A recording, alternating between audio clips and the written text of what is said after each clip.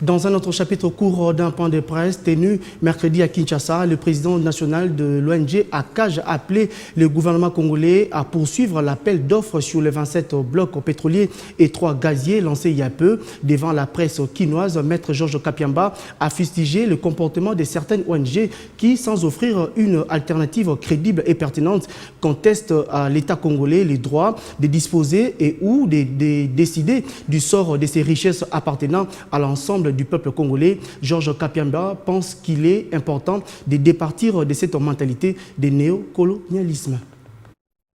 À n'en point douter, cette initiative louable s'inscrit dans le cadre de la politique de la diversification de l'économie nationale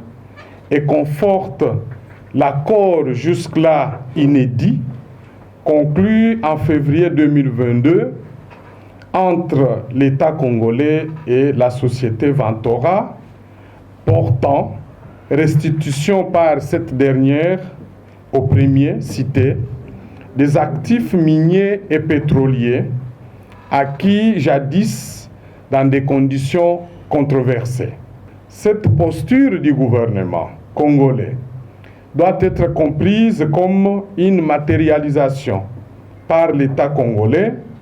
des principes sacro-saints édictés par les Nations Unies, à savoir la souveraineté des États et du droit des peuples à disposer d'eux-mêmes ainsi que de leurs richesses. Cependant, fort est de constater que certaines organisations non gouvernementales, sans offrir une alternative crédible et pertinente, contestent sous la férule de certaines puissances politiques, financières